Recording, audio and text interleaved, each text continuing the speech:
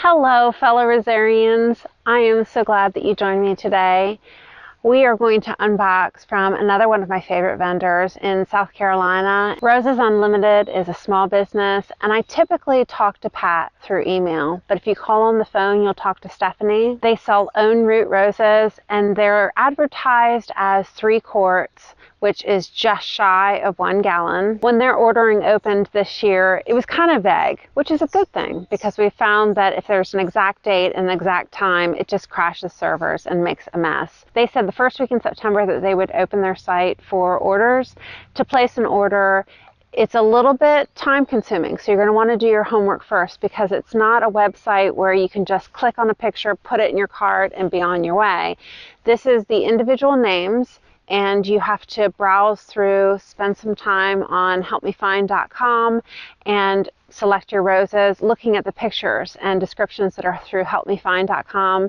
And then when you're ready to place an order, you send an email or you call them on the phone. So with those orders this year, you had to pay 20% down as a deposit, but you didn't have to pay the balance until, I think it was maybe February or March. I'd have to look at my records. They sent a final invoice that included, the balance, including shipping, to get that out to you. But that's awesome because you didn't have to be without your money for half of the year waiting for the order to arrive, and it just helped you to count your pennies and budget and get ready for the request for the final payment a few months later. Because the payments are taken over the phone, there's no PayPal to be able to use on their site. And so what I did was I sent a check for payment because there was a $5 fee, I think, to use the credit card. And I just wanted to save every penny that I could. And so I sent a check over for my payment for the original deposit and then for the final payment. So as you're calculating how much it's going to cost, it was a 10% increase from last year. So the average rose price is between $22 and $24 on the website, with the majority of the roses being $24 a piece. When you're calculating the shipping, it's going to be $6 per rose for the shipping.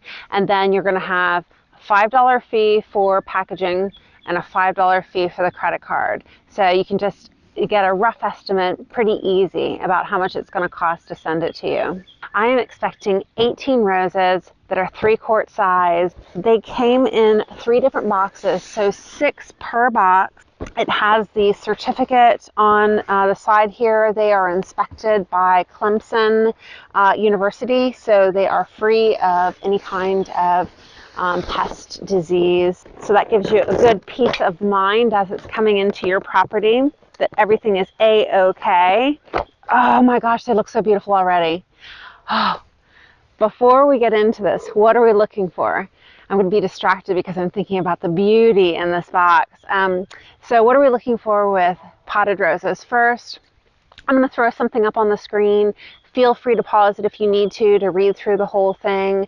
But we are looking to make sure that it is the rose that was advertised, meaning not the specific variety, but the size of the container. If it were bare roots, you want to make sure it's a grade 1, if that's what was advertised. If it is a gallon, you want to make sure that it's a potted gallon and it's true to size. In this case, it's 3 quarts, so just shy of a gallon.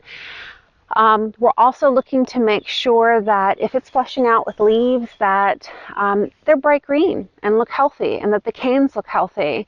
We are looking to see that there's no pests that have traveled to your house in the event that there's black spot, which is common, especially if you're getting potted roses during the summer, because they get so much humidity in these boxes, and they will leave that nursery black spot free, but when they come to your house, they might have a couple of leaves that have black spot, and all you need to do is defoliate it.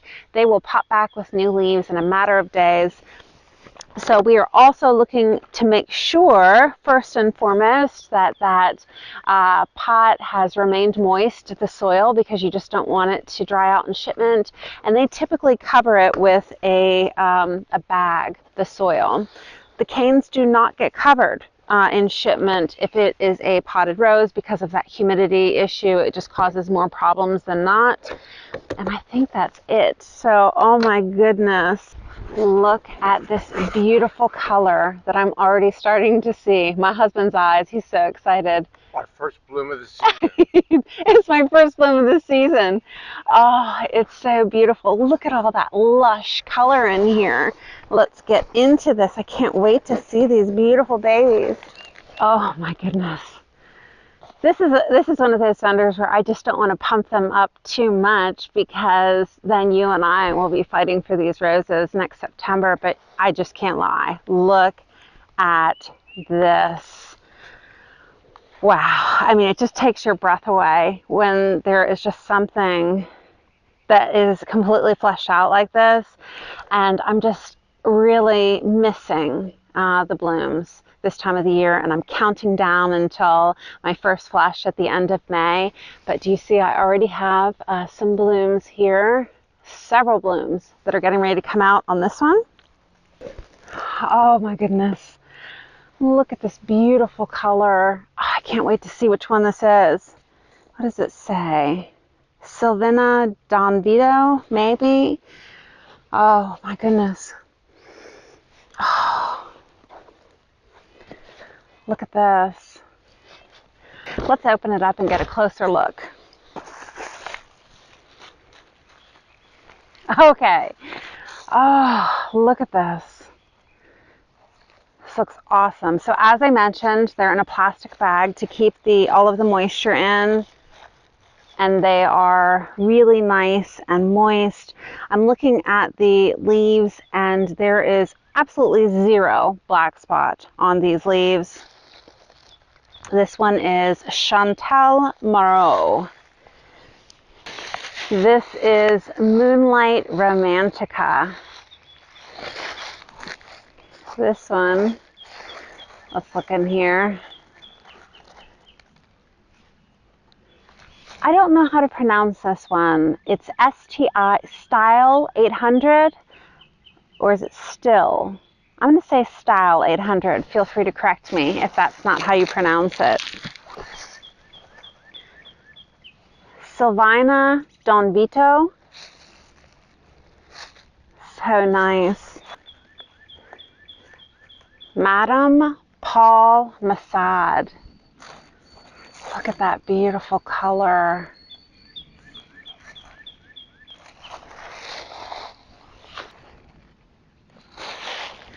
This is Francis Blaise.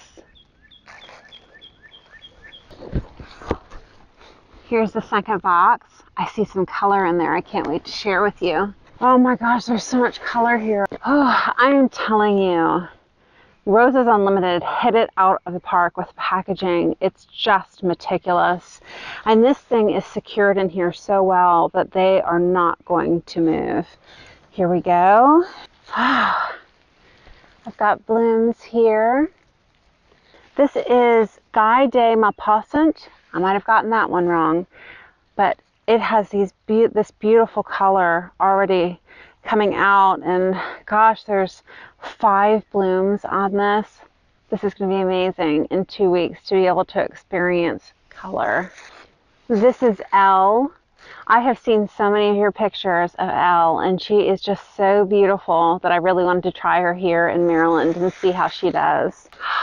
Lots of color here. Oh my goodness.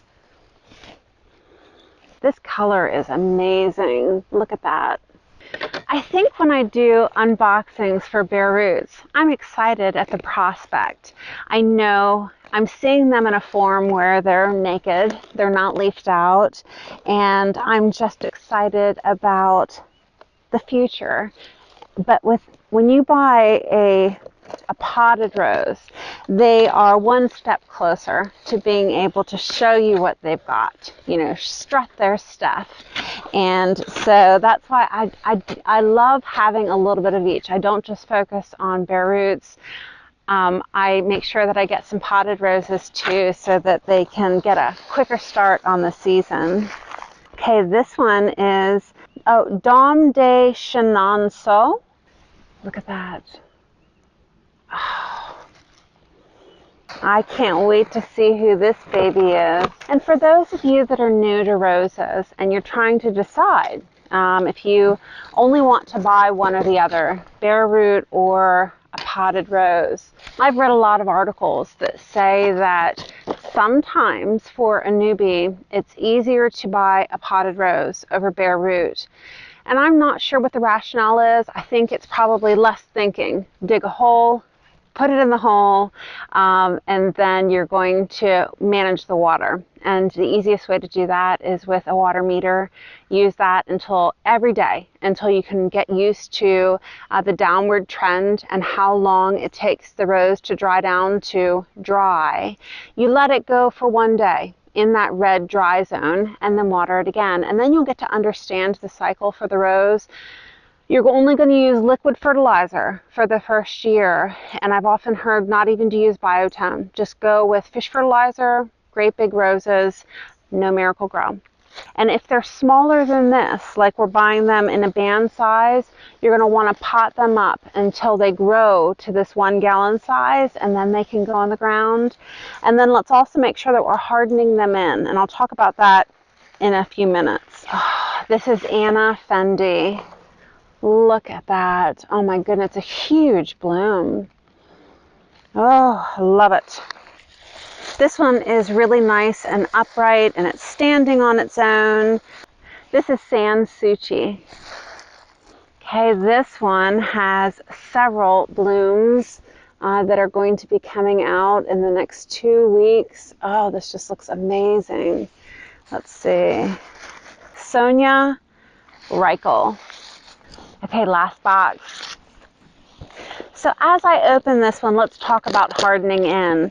It is early April, and the temperature here is at best in the low 60s. At night, we're going down to the 40s. So these roses came from South Carolina, where it's warmer. And I'm not sure if they were in a greenhouse or they were outside, but they're definitely used to a warmer environment than I'm offering them here. So when that happens, for any potted rose, you need to harden it in. You don't need to do it if it's at your local nursery, because it's used to your local environment. It's already probably sitting outside at the nursery. But for any rose that's being shipped to you, you just need to assume that it is used to 70 degrees all day, every day. And until your environment is closer to that, you're going to want to harden it in and get it used to your environment. So how do you do that? You take your plants after you receive them and you keep them in a sheltered location. In my case, I'm keeping them in my garage until the temperature is, like I said, 65 at night. And as soon as we get to 65 at night and warmer days, then I'm going to take these roses and I'm going to move them to a shady location in my yard. So they're going to go out to the shady location just for, let's say, an hour or two for the first day. And then you're going to gradually increase that amount of time.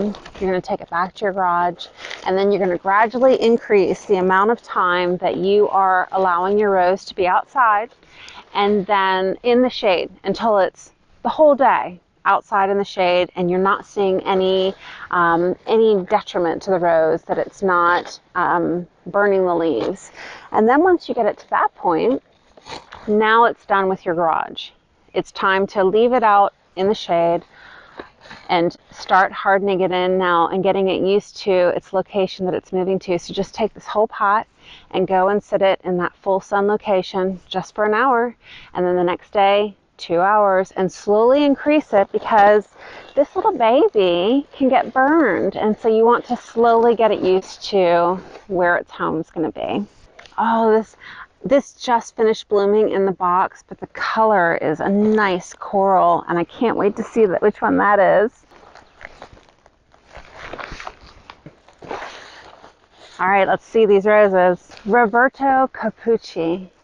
Look at that. Again, perfectly clean, no black spot. So some of that may be because of the time of the year, that it just wasn't too warm. So don't be surprised now if you're getting a shipment later in the season, and it might just have a little bit of black spot. Not a big deal. Antico Amore. Speelwark. Look at that.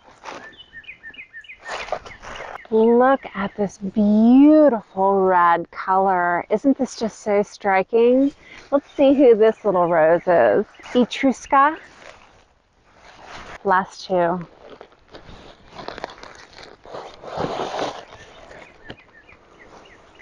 Oh, this one has 3 blooms.